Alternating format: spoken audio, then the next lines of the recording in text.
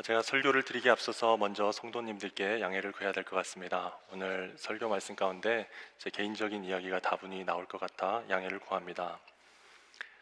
올해 7월 첫째 주 사김의 교회 부임하기에 앞서 한국에 한 달여 동안 다녀왔습니다. 한국에 가서 오랜만에 모교회 및 몇몇 교회에서 설교를 할 기회들이 있었습니다. 그때마다 제가 설교했던 제목은 죽는 것도 유익함이라 였습니다. 빌립보서 1장 21절의 사도 바울의 고백을 토대로 우리 크리스찬들의 죽음은 자기 자신이나 타인에게 모두 유익할 수 있다라는 그런 내용이었습니다. 김영복 목사님의 책 사람은 가도 사랑은 남는다의 내용을 많이 인용했었습니다. 그렇게 오랜만에 한국에 가서 여러 번 죽음에 대한 설교를 할 때만 해도 몇 달 후 어떤 일이 일어날지 모르고 있었습니다. 미국에 돌아와 이삿짐을 정리하고 같은 버지니아주 월사 지역에 있는 아내 오빠 되는 목사님에게 연락을 했습니다. 통화를 할 때면 길어지곤 했는데 그때도 3시간 정도 대화를 나눴습니다.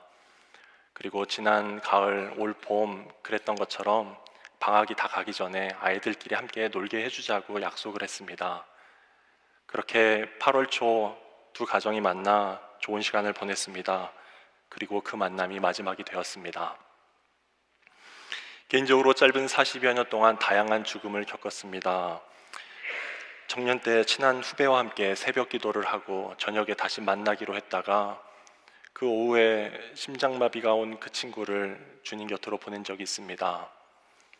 성도님들의 임종 장면을 지켰던 적도 있고 몇몇 장례들을 집례하고 참도했습니다. 앞서 말씀드린 대로 죽음에 대해 잘 알고 있는 양 설교도 여러 차례 했습니다. 그러나 이번엔 제가 그동안 겪었던 여러 종류의 죽음과는 너무 달랐습니다. 그동안 제가 알지 못했던 죽음이었습니다. 가장 가까운 사람의 죽음이 제 삶에 가장 가깝게 찾아왔습니다. 이후 어떻게 보냈는지 모르게 한 달여의 시간이 지나갔습니다. 지난 한 달여의 시간 동안 제 안에 가장 큰 고민은 한 가지였습니다. 어떻게 가족들을 위로하고 도움을 드릴 수 있을까? 바닥 없는 깊은 슬픔 가운데 있는 가족들을 어떻게 위로할 수 있을까? 감당하기 힘든 이 충격과 고통 속에 있는 이들을 어떻게 도울 수 있을까? 였습니다. 어쩌면 그냥 가만히 있는 것이 가장 좋을 것 같았습니다. 욥의 친구들이 떠올랐습니다.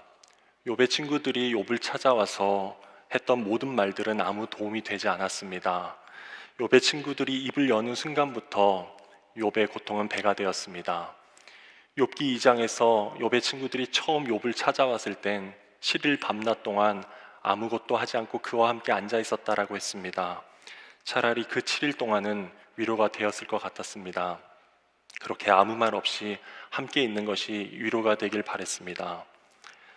또한 함께 슬피 울며 슬퍼하며 우는 것밖에 방법이 없다는 생각도 했습니다.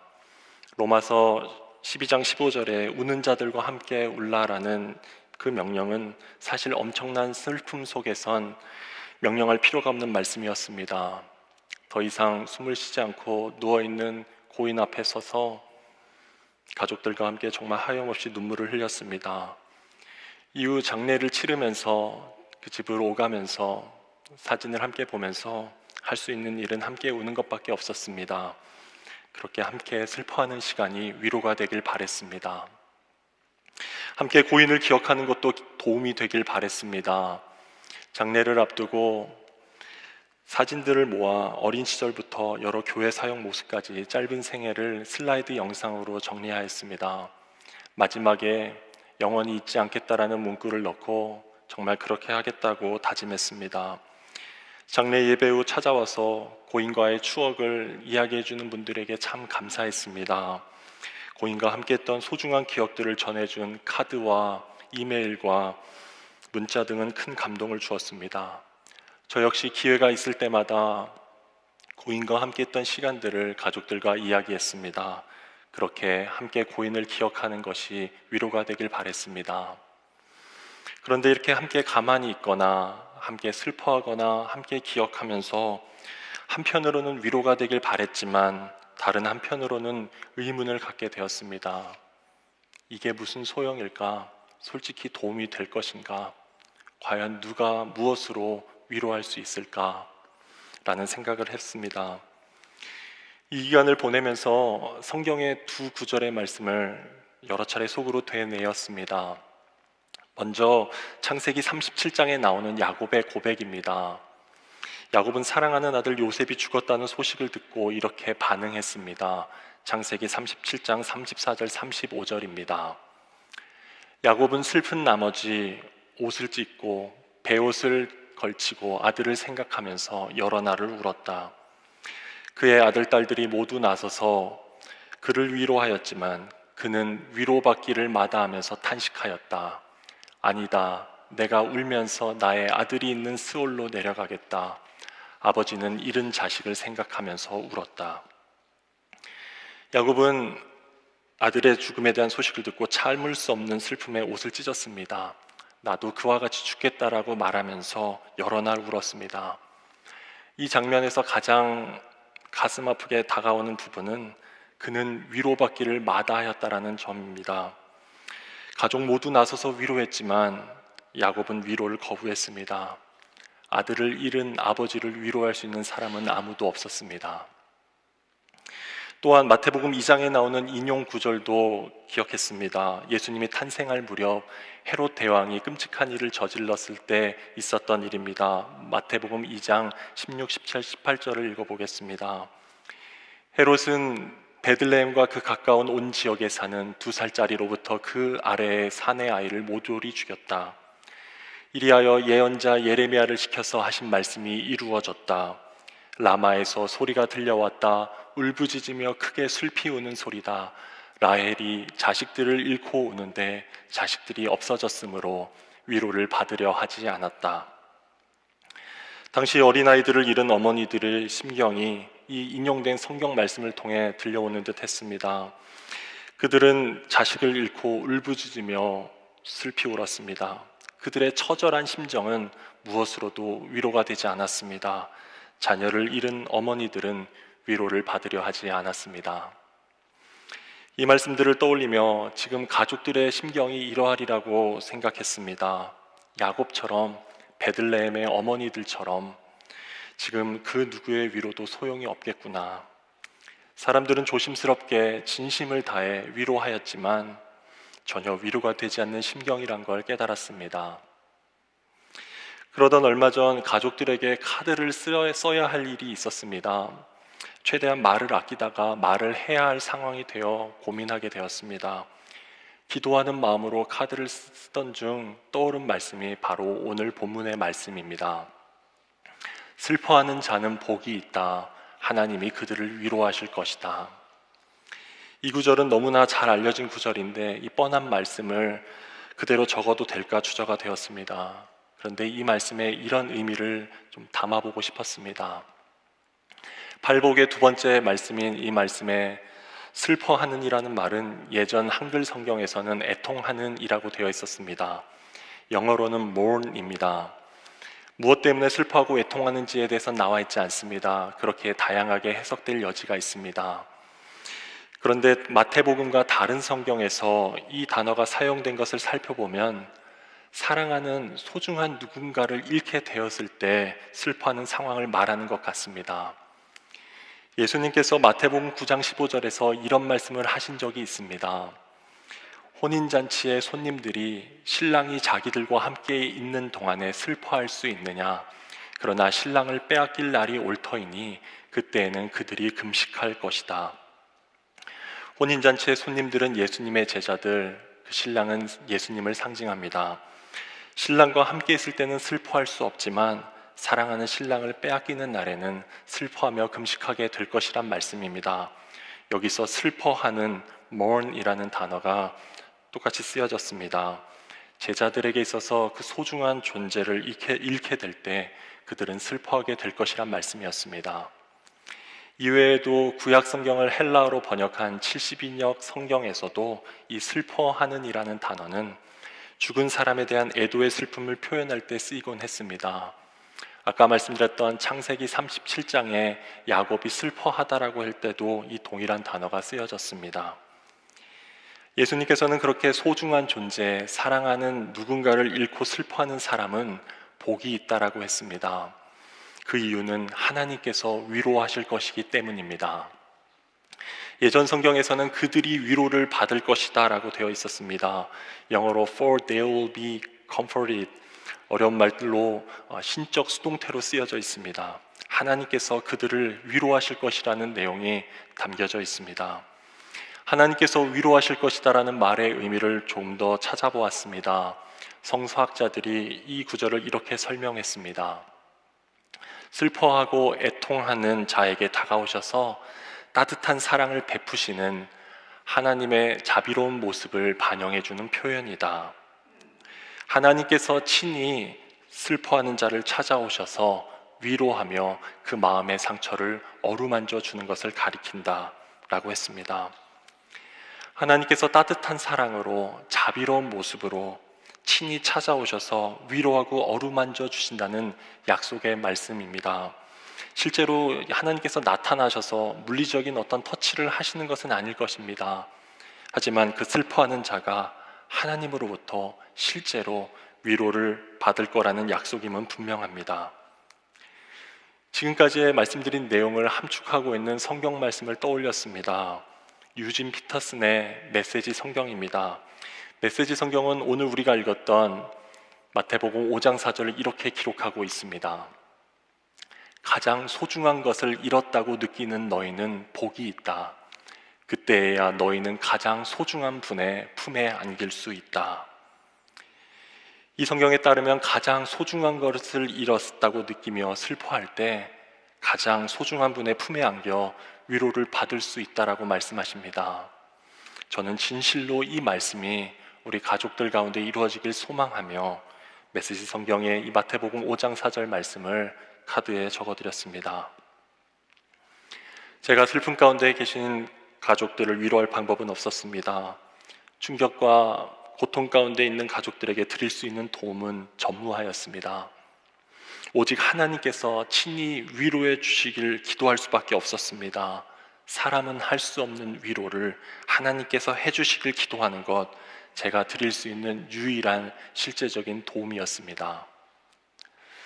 지금까지 말씀드린 바 저는 도움이 되지 않으니 주님께서 친히 위로해 주시길 바랄 수밖에 없다는 그 사실을 분명하게 확인하는 계기가 있었습니다. 지난 한 달간 몇 권의 책을 찾아보았습니다. 모두 같은 주제의 책들이었습니다. 사랑하는 가족을 잃고 쓴 사람들의 책이었습니다. 가족들을 이해하기 위해 차근히 읽어보았습니다. 그 중에 2권의 책에서 큰 도움을 받았습니다.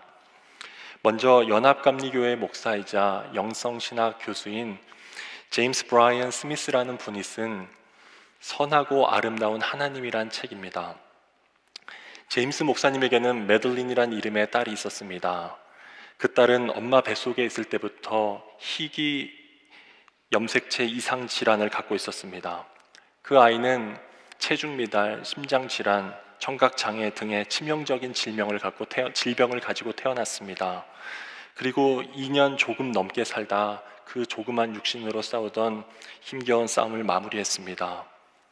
그 2년 남짓한 시간들, 그리고 그 이후로 한 1년 정도 동안 제임스 목사님이 겪은 이야기가 참 안타깝게 들려왔습니다.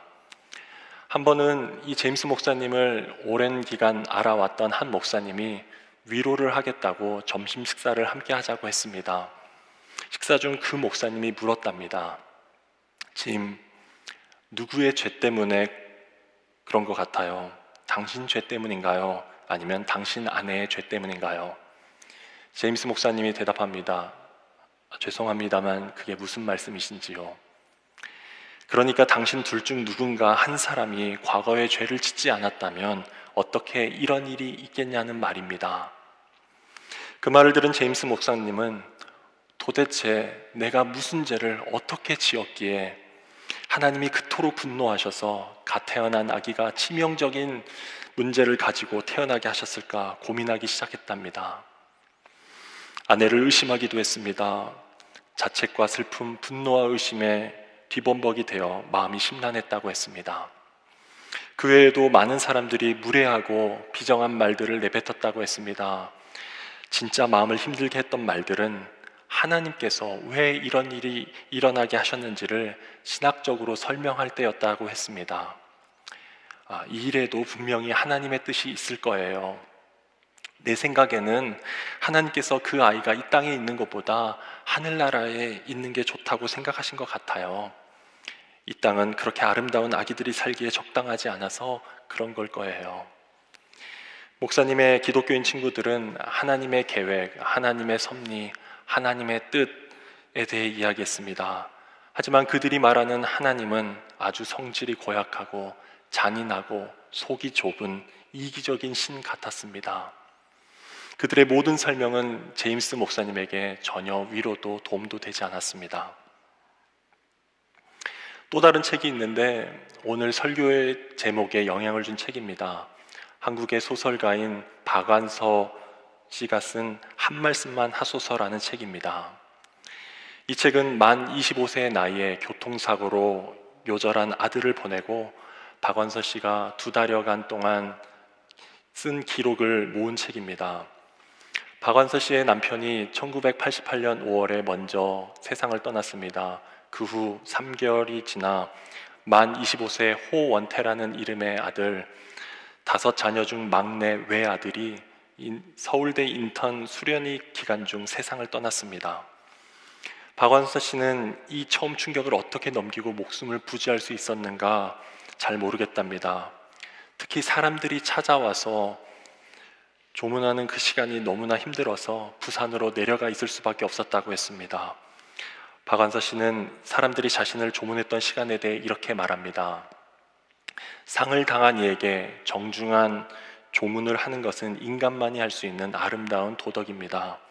그러나 참척을 당한 애미에게 하는 조의는 그게 아무리 조심스럽고 진심에서 우러나온 위로라 할지라도 모진 고문이요 견디기 힘든 수모였습니다. 그녀는 자신에게 찾아온 사람들이 아무 위로가 되지 않았음을 고백합니다. 오히려 고문과 수모 같다고 했습니다. 그녀는 일기 가운데 이런 기록을 남겨놓았습니다. 오후 3시경에 서울에서 둘째와 셋째와 손자가 내려왔다. 딸들을 다시 만난 게 조금도 반갑지 않았다. 그 애들의 지극한 염려도 그저 귀찮고 시들했다. 성당에서 연미사를 신청했으니 미사 참례를 하러 가자고 했다. 그 애가 죽고 나서 처음 가는 성당이다. 아무도 나를 알아보는 이가 없건만 모두 나를 알아보고 손가락질을 하는 것 같다. 저 여편네가 아들 잡아먹은 여편네래라고. 연미사도 위로가 되지 않았다. 미사 후 딸이 나를 신부님에게 인사시키려고 했다. 나는 그분이 무언가 위로의 말을 찾으려고 머뭇대는 걸 보자 얼른 인사도 하는 둥 마는 둥 자리를 떴다. 내가 나 자신에게도 남에게도 애물덩어리인 것 같다는 생각을 지울 수가 없다. 박완서 씨는 사랑하는 다른 가족도 종교적인 모임도 성직자도 모두 도움이 되지 않았다고 했습니다. 그녀는 그렇게 자신의 기쁨, 보람, 희망, 기둥이었던 아들을 잃은 후 아들을 따라 죽고 싶은 충동을 느끼며 술과 수면제로 연명하였습니다. 그녀를 위로할 수 있는 사람은 아무도 없었습니다. 제가 2권의 책을 소개해드렸습니다. 다소 암울하고 듣기 어려운 이야기들이었습니다. 그런데 이 제임스 목사님과 박완서 씨의 이야기에서 어떤 변화가 시작이 됩니다. 그 변화가 일어난 내용들을 짧지 않지만 인용해 보겠습니다.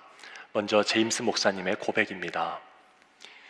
매들린이 죽고 몇 년이 지난 어느 날 홀로 있는 시간을 갖고 묵상할 때였다. 지나간 몇 년이 머릿속을 스쳐 지나갔다.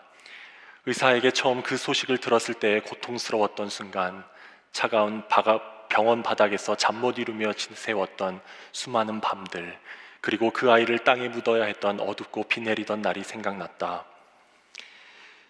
그리고 나는 하나님께 아무런 생각 없이 이렇게 말했다. 주님, 어쩌면 그 아이가 태어나지 않았으면 더 좋았을 뻔했습니다. 바로 그때 이전에는 한 번도 경험해보지 못했던 하나님의 역사를 경험했다. 그 전까지 한 번도 들어본 적이 없는 꼬마 여자아이의 작은 목소리가 내 가슴을 뚫고 들려왔다. 그것이 매들린의 목소리라는 걸 금방 알 수 있었다. 아빠, 절대 그렇게 말하지 마세요. 만일 제가 안 태어났더라면 저는 이곳에 있을 수 없었을 거예요. 저는 여기 천국에서 얼마나 행복한지 몰라요. 그리고 언젠가 아빠, 엄마랑 제이콥 오빠가 저를 보러 올 거잖아요. 그러면 우리는 영원히 이곳에서 함께 살 수 있잖아요. 그리고 저 때문에 좋은 일들이 더 많이 생길 거예요. 지금은 알 수 없겠지만 나중에 그날이 되면 알 거예요. 그 즉시 내가 그런 형편없는 생각을 한 것에 대해 회개하며 땅바닥에 엎드려 흐느껴 울기 시작했다. 그리고 그 음성을 들을 수 있어 감사했다. 전혀 새로운 생각이 내게 찾아왔다. 천국의 약속에 관한 이야기가 들려온 것이다. 제임스 목사님은 홀로 묵상 중에 처음에는 고통스러운 기억 가운데 있다가 하나님의 역사를 경험했다고 했습니다. 한 번도 들어본 적이 없는 음성을 듣게 되었습니다. 그것은 딸아이의 음성이었습니다. 그 음성을 듣고 나서 그는 회개하며 감사했습니다. 천국의 약속을 새롭게 품게 되었습니다. 그는 분명 하나님의 위로를 경험하였습니다. 이어서 박완서 씨가 한 수녀원에 들어가서 경험한 이야기도 잠시 인용하겠습니다. 그래, 나는 주님과 한번 맞붙어 보려고 이곳에 이끌렸다. 주님, 당신은 과연 계신지, 계시다면 내 아들은 왜 죽어야 했는지, 내가 이렇게까지 고통받아야 하는 건 도대체 무슨 영문인지 더도 말고 덜도 말고 한 말씀만 해보라고 애걸하리라. 애걸해서 안 되면 따지고 덤비고 쥐어뜯고 사생결단을 하리라. 나는 방바닥으로 무너져 내렸고 몸부림을 쳤다. 한 말씀을 얻어내려고 길을 썼다. 마침내 점심 먹은 걸 고스란히 토해냈다. 나는 변기의 가장자리를 양손으로 잡고 무릎 꿇은 자세로 꼼짝도 할 수가 없었고 아무 생각도 할 수가 없었다. 한 생각이 떠올랐다. 그건 내 머리에서 나온 생각이라기보다는 계시 같은 느낌이 들 정도였다. 나는 남에게 뭘 준 적이 없었다. 물질도 사랑도. 내가 아낌없이 물질과 사랑을 나눈 범위는 가족과 친척 중에 극히 일부와 소수의 친구에 국한돼 있었다. 그 밖에 이웃이라 부를 수 있는 타인에게 나는 철저히 무관심했다. 위선으로 사랑한 척 한 적조차 없었다. 주지도 않고 받지도 않은 타인에 대한 철저한 무관심이야말로 크나큰 죄라는 것을, 그리하여 그 벌로 나누어도 다함이 없는 태산 같은 고통을 받았음을 나는 명료하게 깨달았다. 하필 변기 앞에 무릎 꿇은 자세로 나는 그 정답에 머리 숙여 순복했다. 정답이었다. 그리고 구원이었다. 고통도 나눌 가치가 있는 거라면 나누리라. 주여, 나를 받으소서. 나의 모든 자유와 모든 기억력과 지력과 모든 의지와 내게 있는 것과 내가 소유한 모든 것을 받아주소서. 나의 고통까지도.